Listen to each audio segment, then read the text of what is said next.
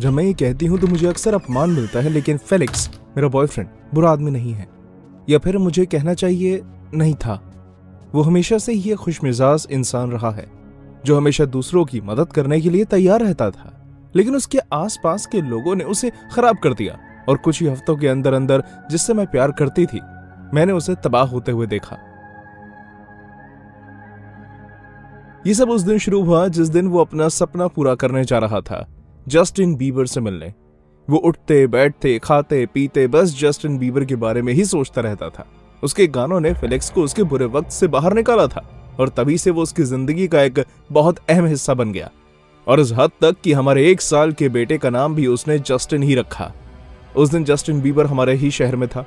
Felix ने उसे ढूंढने के लिए बहुत खोज की, और ये सब सिर्फ अपने आइडल के साथ एक फोटो लेने के लिए।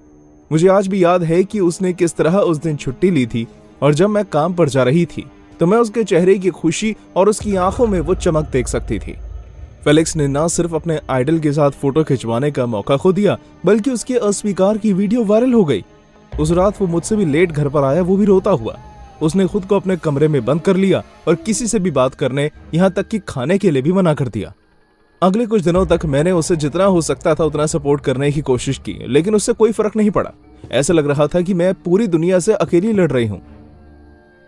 मुझे अपनी एक सहेली से पता चला कि उसके साथ काम कर रहे लोगों ने वो वीडियो देखा था जिसमें उसे रिजेक्ट किया गया था, और बजाय इसके कि वो उसका हौसला बढ़ाते, उन लोगों ने फेलिक्स का मजाक बनाया। जस्टिन बीबर के फैंस भी फेलिक्स का अपमान कर रहे थे, क्योंकि उन्हें लगा कि ये सब उनके आइडल को नीचा दिखाने की एक चाल है। और जो लोग उसके फैन नहीं थे वो भी उसे देखकर जोर जोर से हंसने लगे, और यहाँ तक कि उसके कद का भी मजाक बनाने लगे। धीरे धीरे फेलिक्स अकेला रहने लगा। उसके करीबी दोस्त उसके साथ थे, लेकिन उसे लगता था कि उसके पीछे से वो लोग उसका मजाक उड़ाते थे, इसलिए उसने उनसे मिलना भी बंद कर दिया। मामला और भी बदतर होने लगा जब फेलिक्स ने हमारे बेटे के साथ बुरा बर्ताव करना शुरू किया, क्योंकि वो उसे जस्टिन बीबर की याद दिलाता था, और अब चीजें मेरे बर्दाश्त से बाहर हो रही थी। हे भगवान, क्या तुम इस जानवर को चुप करवाओगे? जानवर? तुम जितना गुस्सा होना चाहते हो सकते हो, लेकिन हमारे बेटे के साथ इस तरह का बर्ताव नहीं कर सकते। वो सिर्फ एक बच्चा है और उसने तुम्हारा कुछ नहीं बिगाड़ा। ओह, तो उसे कुछ वक्त दो खेती, कुछ ही सालों में ये मुझसे भी लंबा हो जाएगा, और फिर ये भी मेरा मजाक उड़ाएगा। ये मुझे इंटरनेट पर देखेगा और शर्मिंदगी से मर जाएगा, और मुझे यकीन है कि तुम्हें तो अभी से ऐसा लगने शुरू हो गया होगा, है ना? क्या कहा? ओह, अब बस भी करो, ज्यादा बेचारी बनने की जरूरत नहीं है। तुम सब एक जैसे हो, सभी मेरे पीठ पीछे मेरा मजाक उड़ाते हो। तुम सबके साथ अच्छी हो, और किस लिए? ताकि तुम सबके बीच एक मजाक बनकर रह जाओ। बस बहुत हो गया। अगर तुम उन लोगों को खोना नहीं चाहते जो हमेशा तुम्हारे साथ खड़े रहेंगे, तो तुम्हें अभी ये सब बंद करना होगा। न, तुम मुझ पर हुक्म नहीं चला सकती। बस बहुत हुआ। ऐसा हमेशा मैं कहता हूँ, लेकिन कोई मेरी बात पर ध्यान नहीं देता। हमेशा मुझे ही चुप रहने को क्यों कहा जाता है? तुम्हारी प्रॉब्लम क्या है? तुमने चाकू हाथ में क्यों लिया है? क्या इससे तुम्हें मर्दानगी महसूस हो रही है? अच्छा, तो अब मैं मर्द भी नहीं हूं, तो क्या अब तुम भी मेरा मजाक उड़ा रही हो? अभी के अभी चाकू नीचे रखो। उस वक्त फेलिक्स हाथ में चाकू लिए मेरे पास आने लगा। वो गुस्से से मुझे घूर रहा था और अपने दांत चटका रहा था। मैं खुद के बचाव के लिए तैयार थी, फिर उसके लिए चाहे मुझे कुछ भी क्यों ना करना पड़ता। किस्मत से फेलिक्स ने एक लंबी सांस ली और मुड़कर चला गया। मैं बस अपने लिए एक सेब काटने वाला था। उस रात फेलिक्स मेरे साथ नहीं सोया। एक तरफ मुझे इस बात से खुशी भी थी, हम दोनों ही घबराए हुए थे। उस दिन के बाद से चीजें बहुत अजीब लगने लगी। फेलिक्स मुझसे ठीक से बात कर रहा था जैसे ही कुछ हुआ ही ना हो, लेकिन उसमें कुछ तो अलग और अजीब लग रहा था। कभी कभी तो वो मुझे बिना वजह बस देखता ही रहता था और मेरी हर हरकत पर ध्यान देता था। मुझे उसका ये बर्ताव बहुत अजीब महसूस करवाने लगा, लेकिन जब मैंने उससे पूछा कि क्या चल रहा है तो वो बस हंसने लगा। शायद मैं ही उससे डरी हुई हूँ। उस बुधवार उसकी काम से छुट्टी थी और उस दिन उसे जस्टिन का ख्याल रखना था। उस दिन फेलिक्स कुछ ज्यादा ही खुश था और उसने मुझे हर रोज की तरह काम पर जाने को कहा। मैं मुस्कुराते हुए काम पर चली गई। मुझे लगा कि शायद डैड और बेटे दोनों को एक साथ वक्त बिताना अच्छा लगने लगा है, लेकिन चाहे इससे माँ की नजर कहें या दिल की आवाज, लेकिन मुझे कुछ तो गलत लग रहा था। कुछ घंटों बाद मैंने अपने दिल की बात सुनते हुए अपने बॉस से जल्दी घर जाने के लिए पूछा और उन्हें ये कहा कि मेरी तबीयत ठीक नहीं है। मैं घर गई और मैंने अपनी उंगली लाइट के बटन पर रखी ही थी कि उसे दबाने से पहले मेरा ध्यान किसी और तरफ चला गया। पूरे घर में गैस की बहुत तेज बदबू आ रही थी। मैंने लाइट ना जलाने का फैसला किया और पहले घर की सारी खिड़कियां खोल दी। बाहर की रोशनी से घर में उजाला हो गया। जब मैंने देखा तो मुझे अपनी आंखों पर विश्वास नहीं हुआ। जस्टिन किचन में था और जमीन पर इधर उधर घूम रहा था। उसके बगल में स्टोव की सारी गैस चालू थी, जिसकी वजह से घर में गैस भर गई थी। हैरान होकर मैंने बल्ब की तरफ देखा, वो टूटे हुए थे। अगर मैं काम से घर लेट आई होती और आकर लाइट जलाती तो पूरा घर जलकर राख हो जाता। मैंने फौरन जस्टिन को अपनी गोद में उठाया। मुझे लगा कि उसका दम घुट रहा होगा, लेकिन वो ठीक था। गैस अभी हाल ही में जलाई गई थी। मैंने फेलिक्स को फोन किया। मैं नहीं जानती थी कि मैं उसे क्या कहूंगी, लेकिन हैरानगी की बात यह थी कि उसका फोन के बजने की आवाज हमारे गैरेज से आ रही थी। गैस बंद करने और जस्टिन को एक सुरक्षित जगह पर सुलाने के बाद मैंने अपने हाथ में एक चाकू लिया और गैरेज की तरफ बढ़ने लगी। मैं खुद को अपने बच्चे के डैड से बचाने के लिए तैयार थी। अगर उसने मुझे नुकसान पहुंचाने की कोशिश की तो एक एक कदम आगे बढ़ाते हुए मेरे दिल की धड़कनें और ज्यादा तेज होती जा रही थी। मेरे रोंगटे खड़े हुए थे और बहादुरी से मैं गैरेज के दरवाजे की तरफ चलने लगी। गैरेज खाली था और उसका फोन टेबल पर पड़ा बज रहा था। मैंने उसका फोन चेक किया इस इरादे से कि शायद मुझे पता चल सके कि क्या चल रहा है, और मुझे उससे कई ज्यादा चीजें पता चल गई। फेलिक्स को बहुत से लोगों के मैसेज आए हुए थे, जिनमें लोगों ने उसे बताया हुआ था कि जस्टिन बीबर कहां ठहरा हुआ था। जब मैंने देखा कि उसने ऑनलाइन क्या क्या सामान खरीदा है तो उसमें मुझे बहुत सी गन्स और बहुत सी अलग अलग औजार दिखाई दी। गैरेज के उस टेबल पर जहां फेलिक्स का फोन मिला, कंप्यूटर पर मुझे घर के कैमरे की फुटेज मिली। पिछले कुछ रातों से फेलिक्स हमारे बेडरूम से जस्टिन के कमरे में जाता और घंटों उसके बिस्तर के आगे चाकू लेकर खड़ा रहता, लेकिन कुछ नहीं करता था। उस वक्त मैं समझ गई कि क्या चल रहा था। फेलिक्स मुझे और मेरे बेटे को इस घर में मार डालना चाहता था, और दूसरी ओर वो उस होटल में जस्टिन बीबर पर हमला करने वाला था जहां वो ठहरा हुआ था। मेरा दिल टूट गया, लेकिन मैंने खुद को संभालते हुए पुलिस को फोन किया और उन्हें सब कुछ बता दिया। उस दिन उन्होंने फेलिक्स को पकड़ लिया और उसे जेल में डाल दिया। मैं जानती थी कि इस ट्रेल में मेरा बयान सबसे अहम रहेगा, लेकिन बात वहां तक पहुंची ही नहीं। उसकी गिरफ्तारी के कुछ ही दिनों बाद उसने जेल में खुदकुशी कर ली। उस गायक के वकील ने मुझे कुछ ना कहने के लिए पैसे दे दिए, क्योंकि वो नहीं चाहते थे कि लोगों को पता चले कि एक मशहूर हस्ती को ढूंढना और मारने की साजिश करना कितना आसान है। मैं अपने बेटे को एक बेहतर भविष्य देना चाहती थी, इसलिए मैंने वो पैसे स्वीकार कर लिए और देखते रही कि किस तरह यह हादसा बस एक इंटरनेट की कहानी बनकर रह गया।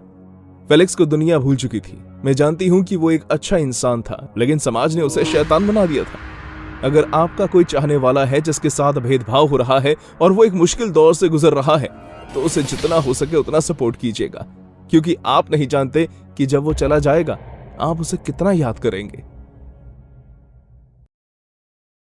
मेरी बहन जस्टिन बीबर की बहुत बड़ी फैन है, इतनी बड़ी कि उसके लिए उसका प्यार एक बार अपनी चरम सीमा तक पहुंच गया था। शनिवार की हर रात को हम मॉल में जाकर घूमते और मस्ती करते थे। मैं अपने कमरे में बैठी थी जब शर्ली मेरे पास भागते हुए आई। मॉली, हमें अभी इस वक्त मॉल जाना होगा। क्या आज? लेकिन आज तो मंडे है। ट्रेवर का फोन आया था, उसने बताया कि उसने जस्टिन और हेली को गेमिंग जोन में देखा है। क्या वाकई? कम ऑन, जल्दी करो, तुम्हें मुझे वहां ले जाना ही होगा अभी। मैं उत्साह के मारे उसका चेहरा लाल होते हुए देख सकती थी। मैंने जल्दी से कपड़े बदले और कार में बैठकर निकल गई। जब हम मॉल पहुंचे तो हम उम्मीद कर रहे थे कि वहां काफी भीड़ होगी, लेकिन ऐसा लग रहा था जैसे उसके वहां होने की खबर काफी कम लोगों को थी। शर्ली भागते हुए दूसरी मंजिल पर बने गेमिंग जोन की तरफ भागी और मैं उसके पीछे पीछे। उसका दोस्त जोन के बाहर खड़े होकर उसका बेसब्री से इंतजार कर रहा था। जैसे ही उसने शर्ली को आते हुए देखा, वो मुस्कुराया। तुम्हें आने में इतनी देर कैसे लग गई? वो अंदर ही है, चलो। हम तीनों अंदर गए और हमने 6-7 लोगों को ग्रुप के कोने में खड़े कुछ देखते हुए देखा। उन्हें धक्का देते हुए शर्ली आगे गई और उसने जस्टिन बीबर और हेली को एक जैसी गेम खेलते हुए देखा। मैं समझ गई कि वो दोनों एक दूसरे के साथ मुकाबला कर रहे हैं और सभी लोग ये देखने के लिए उत्साहित थे कि कौन किसको हराएगा। मैं शर्त लगा सकती हूँ कि तुम मुझे हरा नहीं सकते, हेली ने हंसते हुए कहा। हालांकि ये बात उसने मजाक में कही थी, लेकिन जस्टिन गेम में कुछ ज्यादा ही गंभीर था। उसके चेहरे के भाव तंग होते जा रहे थे, क्योंकि वो गेम में सबसे ज्यादा स्कोर करने की बहुत कोशिश कर रहा था। शर्ली मेरे साथ खड़ी थी, वो बहुत जोश में थी और उसने कहा, जब वो जीत जाएगा तो मैं उसके साथ सेल्फी लूंगी। तुम्हें यकीन है कि वो जीतेगा? बेशक, वो सबसे बेस्ट है, हेली उसे कभी हरा नहीं पाएगी। और अगर उसने हरा दिया तो? पागलों वाली बातें मत करो ट्रेवर, जेबी का कोई मुकाबला नहीं। अब तुम चुप रहो और उसे ध्यान लगाने दो। जैसे उसे हमारा सपोर्ट करने ना करने से कोई फर्क पड़ता है। हम उन दोनों को एक दूसरे से लड़ते हुए देखते रहे। अब खेल अपने आखिरी पड़ाव पर था। सामने स्कोर दिखाई दिए और हम सब ये देखकर हैरान थे कि जस्टिन बीबर हार गया था। जैसे ही वो हारा उसका बर्ताव बिल्कुल बदल गया। एक हारे हुए छोटे बच्चे की तरह चिल्लाने लगा, नहीं, ऐसा नहीं हो सकता, मैं जीत गई। ओह, बस भी करो, तुम इसलिए जीती क्योंकि मैं ज्यादा कोशिश कर ही नहीं रहा था। नहीं, ये सच नहीं है, मान भी लो, मान लो कि मैंने तुम्हें हराया है। जस्टिन और हेली आपस में ही लड़ने लगे और तभी शर्ली के पीछे खड़ी एक लड़की ने अपनी सहेली से कहा, मैंने तुम्हें कहा था कि बेवकूफ जस्टिन हार जाएगा। मुझे तो समझ नहीं आता कि इसके फैंस को ये पसंद क्यों है। जैसे ही शर्ली ने उस लड़की की बात सुनी, उसका चेहरा गुस्से से लाल हो गया। वो अचानक उसकी तरफ मुड़ी और उसने कहा, क्या कहा तुमने? क्या तुमने जस्टिन को क्या बुलाया? वही जो वो है, बेवकूफ। तुम्हारी हिम्मत कैसे हुई मेरे सामने उसकी बेइज्जती करने की? मैं तुम्हारा गला दबा दूंगी। ऐसा कहते हुए उस लड़की पर कूद गई और उसके बाल पकड़ लिए। दोनों ही जमीन पर गिर गई और दोनों के बीच लड़ाई शुरू हो गई। और दूसरी तरफ जस्टिन और हेली इस माहौल को देखकर फौरन मॉल से निकल गए। लेकिन मेरी बहन पूरी तरह से पागल हो चुकी थी। उसने अपना तेज नाखूनों से उस लड़की का चेहरा नोच दिया और चिल्लाने लगी, जस्टिन बहुत ही बढ़िया, वो बेवकूफ नहीं है। तुम्हारी हिम्मत कैसे हुई उसकी बेइज्जती करने की? छोड़ो मुझे पागल लड़की, तुम जैसा पागल लड़की ही उस बेवकूफ जस्टिन बीबर की फैन हो सकती हो। आज तुम इस जगह से जिंदा बचकर नहीं जाओगी। ट्रेवर और मैं लड़ाई के बीच में उन दोनों को अलग करने की कोशिश करने लगे। जैसे ही मैंने शर्ली को खींचने के लिए उसका हाथ पकड़ा, उसने मेरे हाथ पर काट लिया और कहा, मुझे रोकने की कोशिश भी मत करना, मैं उस चुड़ैल को जाने नहीं दूंगी। मैं इससे सबक सिखा कर रहूंगी। इस पागल लड़की को मेरे ऊपर से हटाओ। वो लड़ाई काफी गंभीर होती जा रही थी। हम में से कोई भी शर्ली को उस लड़की के ऊपर से नहीं हटा पाया। एक समय तो उसने उस लड़की का कान इतनी जोर से खींचा कि उस लड़की का कान कट गया और उसमें से खून निकलने लगा। वो लड़की रोने लगी और आखिरकार मॉल की सिक्योरिटी को बीच में आना पड़ा। बहुत ही मुशक्कत के बाद मॉल के सिक्योरिटी गार्ड उन्हें अलग करने में कामयाब हुए। उस लड़की को हॉस्पिटल ले जाया गया और शर्ली को पुलिस स्टेशन। मैंने डैड को फोन करके पुलिस स्टेशन में बुला लिया। ट्रेवर और मैंने पुलिस को बताया कि क्या हुआ था और उन्हें समझाने की कोशिश की कि वो शर्ली को जाने दें, लेकिन उनके पास सबूत था और साथ ही साथ उस लड़की के पेरेंट्स ने शर्ली के खिलाफ कंप्लेंट लिखवाई थी। इसलिए कोई उम्मीद नहीं थी कि वो शर्ली को बिना किसी सजा के वहां से जाने देते। जब डैड आए तो उस लड़की की मॉम ने डैड को बुरी तरह से घूरते हुए कहा, एक बार जब आप अपनी बेटी को यहाँ से निकालें तो उसे किसी साइकियाट्रिस्ट के पास जरूर दिखाइएगा, वो पागल है। शर्ली ठीक मेरे बगल में बैठी हुई थी, उससे हथकड़ी पहनाई हुई थी। वो उस लड़की की मॉम को देखकर गुस्से से घूरने लगी। मैंने उसे कान में कहा, प्लीज शर्ली, अब इसे और ज्यादा मुश्किल मत बनाना। डैड आ गए हैं और हम तुम्हें बाहर निकाल लेंगे, ठीक है? तुम चुप रहना। मैं शर्ली को जोर जोर से सांस लेते हुए सुन सकती थी, लेकिन शुक्र है उसने कुछ नहीं किया। उसने उस वक्त उस बात को और ज्यादा आगे नहीं बढ़ाया। डैड और मैंने उस लड़की के पेरेंट्स से माफी मांगी और शर्ली की बेल करवाकर उसे घर ले आए। हम अपनी गाड़ी की तरफ जा रहे थे जब हमें उस लड़की के पेरेंट्स एक बार फिर दिखे। वो भी अपनी गाड़ी में बैठ रहे थे। शर्ली ने उन दोनों को आवाज देते हुए कहा, एक्सक्यूज मी। लड़की की मॉम ने पीछे मुड़कर शर्ली को बहुत ही गुस्से भरे चेहरे से देखा। उस रात शर्ली ने उनसे जो कहा वो मैं कभी नहीं भूल सकती। उसकी खतरनाक बातें अब भी मेरे कानों में बुरे सपने की तरह गूंजती हैं। उसके चेहरे पर एक बड़ी सी शैतानों वाली मुस्कान आई और फिर उसने बड़े ही प्यार से धमकाते हुए कहा, आपकी बेटी की वजह से मैं आज जस्टिन के साथ फोटो नहीं खिंचवा पाई। आज रात जब आप उसे हॉस्पिटल में मिलेंगी तो उसे ये जरूर बता दीजिएगा कि अगली बार मैं उसका पूरा कान काट दूंगी। मैं उन्हें इतनी अच्छी तरह काटूंगी कि वो जिंदगी में दोबारा कभी गाने नहीं सुन पाएगी। और फिर जस्टिन बीबर जैसे महान कलाकार की निंदा करना तो दूर की बात है, उसे बताइएगा कि मैं उसे दोबारा जरूर मिलूंगी। अब बस बहुत हो गया शर्ली, चलो चलकर गाड़ी में बैठो। मुझे माफ कर दीजिए, मेरी बहन अभी सही मानसिक स्थिति में नहीं है, प्लीज उसे माफ कर दीजिए। डैड गाड़ी में बैठे और मैं शर्ली के साथ पीछे वाली सीट पर जाकर बैठ गई। उसने अपना सर गाड़ी की खिड़की से बाहर निकाला, एक आखिरी बार उस लड़की के पेरेंट्स को देखा और जोर जोर से हंसने लगी।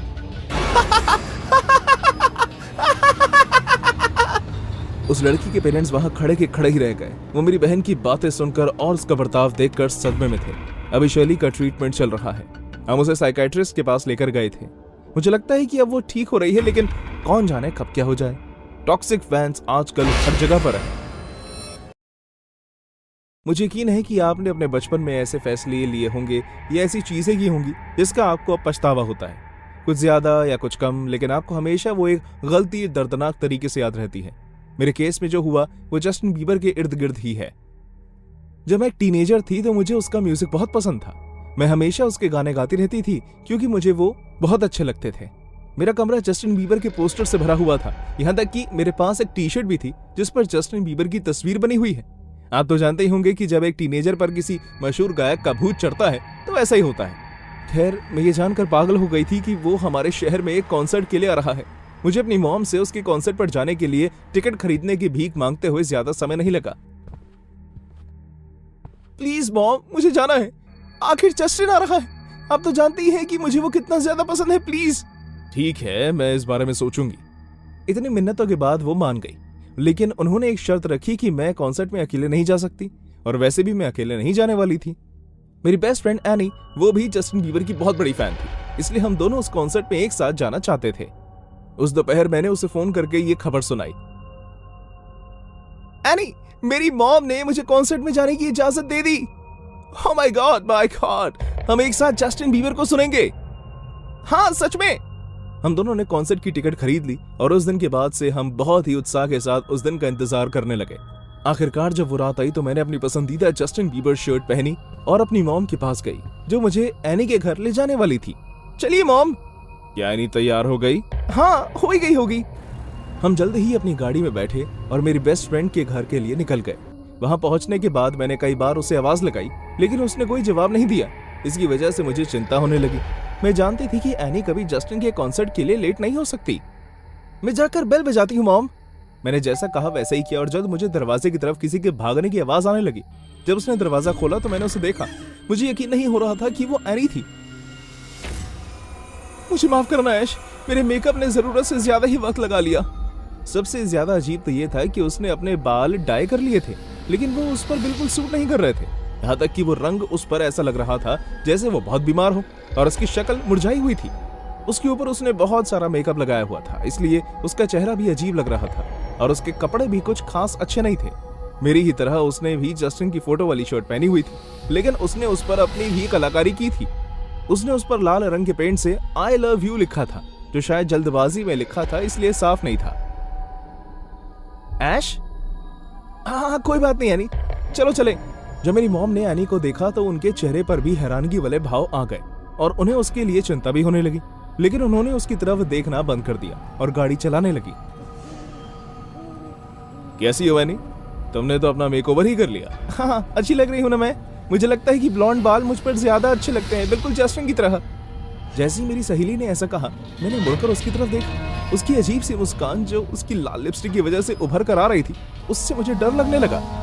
हमें उस जगह तक पहुंचने में ज्यादा वक्त नहीं लगा।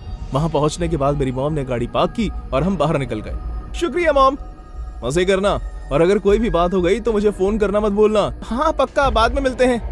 अचानक एनी ने मेरा हाथ पकड़ा और जल्दी जल्दी चलने लगी। एनी रुको, तुम इतनी देर क्यों लगा रही हो? अगर तुम्हारी वजह से मैं जस्टिन को नहीं देख पाई ना तो एक मिनट, क्या कहा? तुम इसे उतनी गंभीरता से नहीं ले रही जितना तुम्हें लेना चाहिए। हम यहाँ इसलिए एक साथ आए हैं क्योंकि हम दोनों उसके बहुत बड़े फैन हैं, या फिर तुम नहीं हो? तुम्हें देर करने में कोई परेशानी नहीं हो रही? तुम ये क्या कह रही हो? बेशक मुझे है, तुम्हारी वजह से तो हम पता है क्या, भूल जाओ उसे, हम यहाँ एंजॉय करने आए हैं। हाँ, तो इससे ये याद आया, तुम्हें मेरा मेकअप कैसा लग रहा है? पलक झपकते ही मेरी सहेली का बर्ताव बदल गया और मैं पहले से और भी ज्यादा कंफ्यूज हो गई। हाँ ठीक है, मुझे पता है और मुझे यकीन है कि जस्टिन मुझे एक चांस जरूर देगा। चांस? मुझे अपनी सहेली की बातें काफी परेशान कर रही थी, लेकिन फिर भी मैंने सब कुछ भुलाकर कॉन्सर्ट पर ध्यान देने का फैसला किया। सच तो यह है, हालांकि आज मेरे लिए वो रात एक बुरा हादसा था, लेकिन तब मैं बहुत खुश थी। मैंने अपने मनपसंद गायक को सुना और मैं भी एनी की तरह ही जस्टिन को देखकर चिल्लाने और रोने लगी। जब वो आखिरकार खत्म हुआ तो मैं और एनी वहां से बाहर आ गए, लेकिन इससे पहले कि मैं अपनी मॉम को फोन करके हमें लेने के लिए आने को कह पाती, एनी ने मेरा हाथ से फोन छीन लिया। हे, चिल कर यार, क्या तुम जस्टिन को नहीं देखना चाहती? हाँ, चलो उसका पीछा करते हैं। एक बार फिर मेरी सहेली के चेहरे पर वो अजीब मुस्कान आ गई। लेकिन तुम कब से इतनी डरपोक बन गई हो? अगर तुम्हें मेरे साथ नहीं आना तो मैं अकेले चली जाऊंगी। एनी भागने लगी और क्योंकि मैं उसे अकेला नहीं छोड़ना चाहती थी, मैं भी उसके पीछे भागी। जस्टिन बीबर और उसके बॉडीगार्ड्स के पीछे बहुत से लोगों की भीड़ जमा थी। उनमें से कुछ पेपराजी थे जो फोटो ले रहे थे और बाकी सिर्फ फैंस थे, ठीक मेरे और मेरी सहेली की तरह। मुझे धक्का देना बंद करो। किसी तरह मैं और एनी उस भीड़ से निकलकर आगे चले गए और हम उस गायक से बस कुछ ही फीट दूरी पर खड़े थे। हटो रास्ते से। जैसे ही मैंने अपनी आइडल सिंगर को एक बिल्डिंग के बेसमेंट की सीढ़ियों से नीचे जाते हुए देखा, मेरे अंदर बहुत इमोशंस भर आए। मैं अपने आप को संभाल नहीं पाई। मैंने आसपास के लोगों को हटाया और आगे चली गई। जस्टिन, तुम्हारा बहुत बहुत शुक्रिया। मैं यहाँ सिर्फ तुम्हारे लिए आई थी। तुम्हारा बहुत बहुत शुक्रिया, बहुत बहुत शुक्रिया। इस बात से खुश होकर कि उसने मुझे सुन लिया, मैं एनी की तरफ जाने लगी, लेकिन मेरा दिल जैसे धड़कना बंद हो गया जैसे ही मैंने उसे देखा। मुझे नफरत है तुमसे। उसकी आंखों में मेरे लिए नफरत दिख रही थी और उसका चेहरा गुस्से से लाल हो चुका था। अचानक एनी ने मुझे इतनी जोर से धक्का दिया कि मैं जमीन पर गिर गई। क्या तुम चुड़ैल हो? आखिर तुम्हें हो क्या गया एनी कि तुम क्या कह रही हो? जस्टिन मेरा है, उससे मुझे सुनना चाहिए था, ना कि तुम्हें बदसात कहीं की। मैं थक गई हूं एनी, क्या तुम पागल हो गई हो? मैं फौरन उठी और अपना बैग लेकर वहां से जाने लगी। मुझे समझ नहीं आ रहा था कि आखिर एनी को हो क्या रहा है, लेकिन अब बस बहुत हो चुका था। हिम्मत भी मत करना। अचानक मुझे अपने सर पर बहुत तेज दर्द होने लगा। वो मेरे बाल खींच रही थी। वो मेरा, समझी तुम? हाँ, सिर्फ मेरा। उस रात वहां जो लोग थे वो मुझे एनी से छुड़वाने में कामयाब हुए, लेकिन फिर भी उसने मेरे सर के कुछ बाल उखाड़ दिए थे। उसके बाद से मैंने एनी से कभी बात नहीं की, लेकिन मेरी मॉम को उससे बात करनी पड़ी। जो उन्होंने मुझे बताया उस हिसाब से वो लड़की जो मेरी बेस्ट फ्रेंड हुआ करती थी, उसे हॉस्पिटल में एडमिट करवाना पड़ा क्योंकि वो जस्टिन बीबर के पीछे इतनी पागल हो चुकी थी कि उसने उसके लिए खुद को भी चोट पहुंचाने की कोशिश की थी।